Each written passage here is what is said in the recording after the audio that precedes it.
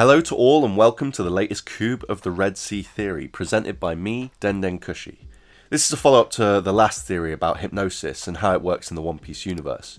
The way we defined it was people who have the ability through desire to manipulate someone's thought and action to the user's liking, and that hypnosis is all connected through the arts. What if I told you that someone else might have had a hypnotic ability that was used on the Leisure Island? Before going any further, let me talk to you about a one-shot manga called God's Gift for the Future, made by Eiichiro Oda, published in 1993. It's the story of Bran, who is a pickpocketer who, although trying to correct his way of life, just cannot stop his bad habits. God himself decides to kill him and gives his soul a strict scolding to prevent him from doing more bad things in the future, by planning to kill him with his notebook. A notebook that is written with the pen of fate. A pen that makes anything written in the book occur. Whatever you will write will happen at the exact date and hour that you specify. The story takes a turn when he actually badly writes the name Bran and instead targets an office where people work.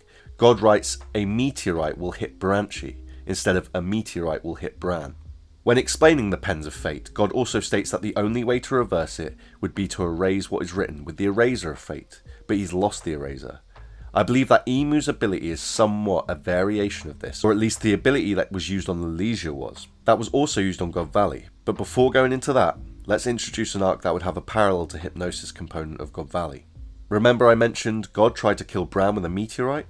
Well, I think it's an important point, as in One Piece there's an arc that meteorites are dropping on them all over, and also has a hypnosis theme to it, the Dressrosa arc. Now, for those who saw my theory that pre-time skip Marineford was actually God Valley, but got its name changed, well, it's time to explain how Imu actually did this. As mentioned, when talking about the God's Gift for the Future, a meteorite was what was used to showcase God's power. And that is why I believe Oda wanted this arc where Fujitori shows his power. When diving deeper into the arc and trying to find abilities that could parallel the ideas we have on Imu's abilities, we couldn't find one, but 3 Devil Fruit abilities together can fit. Those 3 powers are Giola's Art Nomi, Viola's Jiro Nomi, and Sugar's Hobby Nomi. Sugar is able to affect people's memory and essentially give people a new identity. Viola is able to see through everything using frequency. Giola is able to immortalize people through art and their prior usage becomes useless.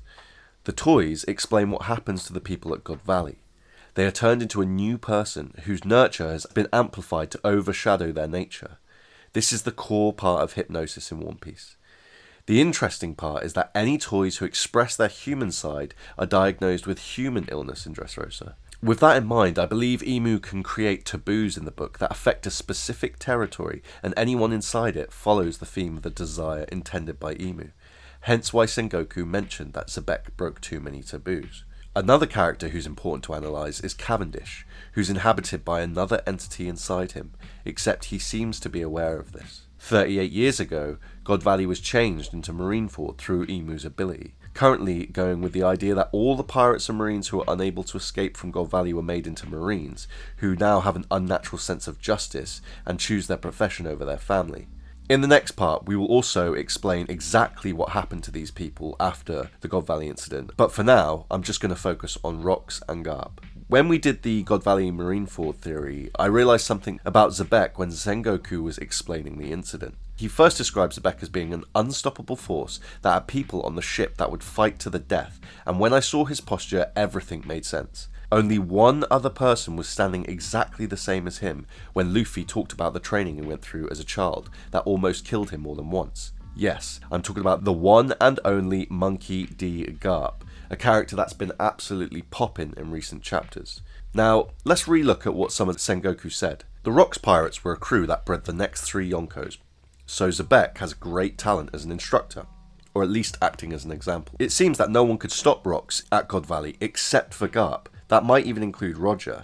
On this day, it was also stated Garp got his nickname, the Hero of the Marines. And interestingly, in Kaido's small flashback, they barely recognise the name Garp when they see it in the newspaper. Okay, so now back to Dressrosa, I've found 2 parallels that will connect to this. The first one is Kiros. Kiros is the great hero of Dressrosa, who protected his family even after being forgotten, and his name and identity was altered, who actually didn't have a contract, so had the freedom to keep on fighting. Now, I've had pushback from friends that Garp didn't lose his memory or couldn't due to how this character is so well portrayed to be a man all about freedom or justice. For all those who have seen Adam Jimrakai's video about Garp being rocks, he addresses the world according to Garp, a story about a man called Garp who lost his memories and started writing stories, when in fact it turned out it was actually his own life resurfacing. Funnily enough, Garp is 78 years old, and the book was released in 1978. The second one is Cavendish, a man who's inhabited with another being inside him. This being switches when he's sleeping, a funny quirk that is shared by Garp. Obviously, both Luffy and Ace do it as well. It could just be a quirk of the family or a habit they got by being brought up by Garp. We do know, however, they do copy traits from parents. Now remember what Kiros said when explaining the night Doflamingo took over. Doflamingo became a saviour while King Riku became hated. The remaining gladiators chose to follow Dofi as they were tricked into believing in him. Most allies of the king were then later on turned into toys. Kiros was turned into a toy. He remembered when no one else remembered him. I believe the reversal was that the people forgot who they were and went with their new name. Seeing how Kiros was turning into a toy soldier and had the name Sol on his hat, I personally don't believe that Emu has control on the name that they usually go by. It depends on the quality of the will of the character. So Garp, for example, very strong name, very strong will, strong character. Zebek got his name Forgotten, and like Kiros, who became a toy soldier, he became a marine that eventually chooses to be a marine over his own family. But while Kiros didn't have a contract, Garp still follows the rules. Did you know that South Korea has a Marine Corps that solely handles amphibious operations, and they are named Republic of Korea Mining Corps, or by the abbreviation ROC Mining Corps? It's possible that the ROC's pirates were actually an alliance of pirates, bounty hunters and marines, hence why the Colosseum had all three factions inside it. Similar to how the ROC Marine Corps works. Maybe Zebek was a marine that didn't care about optics and had no issue in working with pirates, like Luffy is able to work with marines at times. Now, picture the newspaper scene in Kaido's flashback where the ROC's pirates got together for one big score. I believe that article is a parallel to when Law was renounced for being a Shishibukai because of him teaming up with Luffy's crew. I think the same happened with Zebek. He renounced publicly as a marine. Obviously this touches on the recent sword vibes, but we can go into that later.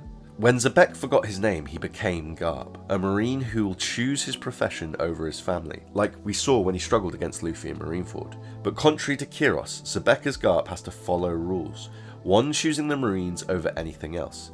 Garp can't save Ace, but he can save Kobe. The reason is that Kobe is a marine and Ace was a pirate.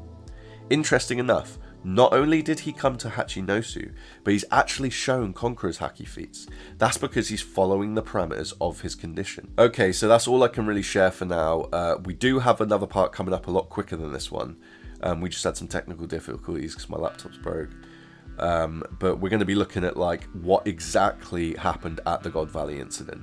However, alternatively, we might just do a full breakdown of the Garp Zebek being the same person analysis, because when you look at all the connections, then it's crazy spicy. Just a quick shout out to a few people. The first one is to Adam Jimrakai, as I mentioned earlier, who dropped his video probably a month ago now on Garp's Rocks, and it did really well. Check that out because he's covering some different like ground, but it's the exact same. Well, obviously Garp's Rocks is what we're saying, and yeah, that's a shared idea in both, and he's got some real good points on it. Thank you obviously to Coob for providing the theory. I'm just voicing it, so obviously love to him. Elids always for the great feedback. ELSON, Jackington and NIKO, Dons forever, obviously like super best friends of the channel and affiliates of the channel, so let's go. Don't forget to like, comment and subscribe. If you've made it this far, you've just won a free bottle of Pink Sake. Anyway, have a good day guys. Peace.